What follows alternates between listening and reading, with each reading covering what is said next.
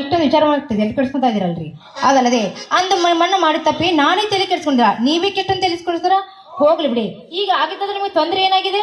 ಇದರಲ್ಲಿ ತೊಂದರೆ ಏನು ಬಂತು ರಾಧ?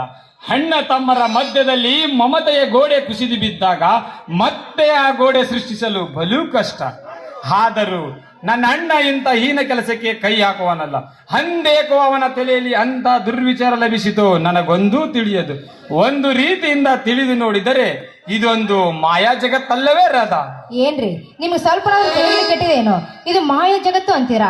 ಅಂದ್ರೆ ಈಗ ನಿಮ್ಮನ್ನ ನೆನೆಸ್ಕೊಂಡು ಇಷ್ಟೊಂದು ಕಣ್ಣೀರಾಗ್ತಾರ ಅಂದ್ರೆ ನಿಮ್ಮ ದೃಷ್ಟಿಯಲ್ಲಿ ನಾನು ನಿಮಗೆ ಕೆಟ್ಟೋಳಾದರೂ ಇಲ್ಲೇನ್ರಿ? ಖಂಡಿತ ನಿನ್ನ ಬಗ್ಗೆ ನಾನು ತಪ್ಪು ತಿಳಿದುಕೊಂಡಿಲ್ಲ ರಾಧಾ. ಮನಸ್ಸಿನ ಮೇಲೆ ಏನೋ ಒಂದು ಪರಿಣಾಮ ಮರೆಯುವುದಕ್ಕೆ ಹಾಗೆ ಮಾತನಾಡಿದೆ. ವೇಳೆ ಆಯ್ತು, ನಾವಿನ್ನು ಮನೆಗೆ ಹೋಗೋಣವೇ?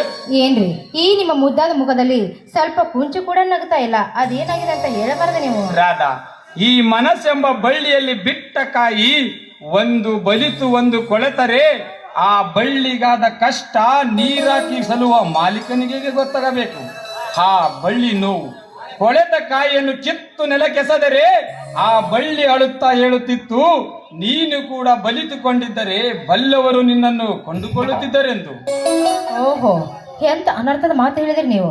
ಈ ಶಿಲೆಯನ್ನು ಕೇಳ್ತಾ ಕೆತ್ತಿ ಕೆತ್ತಿ ಶಿಲೆಯನ್ನು ಹೊಡೆಸಿರುವ ನಿಮ್ಮ ಮುದ್ದಾದ ಮುಖ ನೋಡ್ತಾ ಇದ್ರೆ ನಿಮ್ಮ ಮುದ್ದಾದ ಮುಖವನ್ನು ನಗ ತಣಿಸ್ಬೇಕನ್ನೋದೇ ನನ್ನ ಆಸೆ ಆಗ್ತಾ ಇದೆ.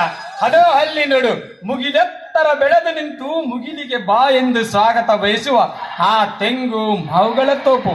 ಅದರ ಗಿಡದಲ್ಲಿ ಬೆಳೆದಡಿಯಲ್ಲಿ ನಿಂತು ಬೆಳೆದು ನಿಂತ ಹಚ್ಚ ಹಸಿರಿನ ಹುಲ್ಲು ಹೂಗಿಡಗಳ ಸಂಪು.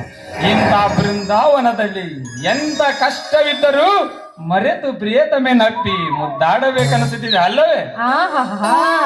ಈ ಸುಂದರವಾದ ವನದಲ್ಲಿ ಆ ಟೊಂಗೆಲೆಯಿಂದ ಕುಳಿತುಕೊಂಡ್ವ ಆ ಹಕ್ಕಿ ಪಕ್ಷಗಳು ಒಂದಕ್ಕೊಂದು ಚುಂಬನ ಅಂತ ಎಷ್ಟೊಂದು ಸಂತೋಷ ಪಡ್ತಾ ಇದೆ ನೋಡ್ತಾ ಇದ್ದೀವಿ ರಾಧಾ. ಈ ಪ್ರೇಮ ಪ್ರೀತಿ ಎಂಬ ಬಲೆಯಲ್ಲಿ ಸಿಕ್ಕಿ ಹಾಕಿಕೊಂಡ ಈ ಮಾನವ ಪ್ರೇಮಿ ಪ್ರಾಣಿಗಳು ಪ್ರೇಮದ ನೋವು ನಲಿಯನ್ನು ಒಬ್ಬೊಬ್ಬರು ಒಂದೊಂದು ರೀತಿಯಲ್ಲಿ ಅನುಭವಿಸುತ್ತಾರೆ. ಆದರೆ ಪ್ರೇಮ ಕಾಮವಾಗಿ ನಿಂತಾಗ ಎಂತ ಕಲ್ಲು ಹೃದಯ ಇದ್ದರೂ ಕೂಡ ಕರಗಿ ನೀರಾಗಿ ಹರಿಯಲೇಬೇಕು. ಹೌದು, ಈ ಪ್ರೀತಿ ಪ್ರೇಮ ಪ್ರಪಂಚದಲ್ಲಿ ಮತ್ತೊಮ್ಮೆ ಹುಟ್ಟಿ ಬಂದ್ರೆ ಅದನ್ನ ಕಣ್ತುಂಬ ನೋಡ್ಬಹುದೇನೋ ನಮ್ಮ ಆಸೆ ಆಗ್ತದೆ ಅಂದ್ರೆ ರಾಧಾ. ಈ ಪ್ರೇಮ ಪ್ರೀತಿ ಎಂಬ ಈ ವನದಲ್ಲಿ ನಾವು ಈ ನಿಸರ್ಗದ ನೇಮೆಯಲ್ಲಿ ನಾವು ಸಿಕ್ಕಿ ಹಾಕಿಕೊಂಡರೆ ತೀರಿತು. ಹೌದ್ರಿ, ಈ ಕನ್ನಡ ಜಗತ್ತನ್ನು ನೋಡ್ತಾ ಇದ್ರೆ ಈ ಜನ್ಮದಲ್ಲಿ ನಾವು ಪುಣ್ಯ ಮಾಡಿ ಹುಟ್ಟಿರ್ಬೇಕು ಅನ್ನಿಸ್ತಾ ಇದೆ. ಈ ಕನ್ನಡ ನಾಡಿನ ಸುಂದರ ನೋಟ ನೋಡಿದರೆ ನಿಜಕ್ಕೂ ನನ್ನ ಜನ್ಮ ಸಾರ್ಥಕ. ಅದಕ್ಕೆ ಕವಿ ತನ್ನ ಕಲ್ಪನೆಯಲ್ಲಿ ಹೇಳ್ತಾನೆ, ಪುನರ್ಜನ್ಮದಲ್ಲೂ ನನ್ನನ್ನು ಈ ಕನ್ನಡ ನಾಡಿನ ಕಂದನಾಗಿ ಸೃಷ್ಟಿಸು ಎಂದು. ಓಹೋ, ನೀವು ತುಂಬಾ ಕರೆಕ್ಟ್ ಆಗಿ ಹೇಳಿದ್ರ. ಆದ್ರಂತೆ ಈ ಸಾಹಿತಿಗಳಂತೆ ವರ್ಣಿತ ಈ ಪ್ರೇಕ್ಷಕರಲ್ಲಿ ತುಂಬಿಸ್ಕೊಳ್ತಾ ಇದ್ರಲ್ವೇನ್ರಿ ನೀವು? ಪ್ರೇಕ್ಷಕರ ಅಪೇಕ್ಷೆಯಂತೆ ಪಾತ್ರ ವಹಿಸುವ ಈ ನಮ್ಮ ಒಕ್ಕೂಟ ಆ ಸೃಷ್ಟಿಕರ್ತನ ಸತ್ತಲ್ಲವೇ? ಅವನೆಂತ ಕತೆ ನಿರ್ಮಿಸಿದರೂ ಅಭಿನಯಿಸಿ ಪಾರಾಗಲೇಬೇಕು. ದೈವ ಬಲ ಎಂಬುದೇ ಈ ನನ್ನ ಮಾನವನ ಬೆನ್ನೆಲುಬು.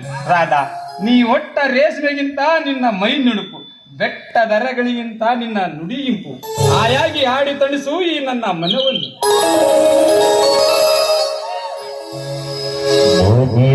ಮಲ್ಲಿಗೆ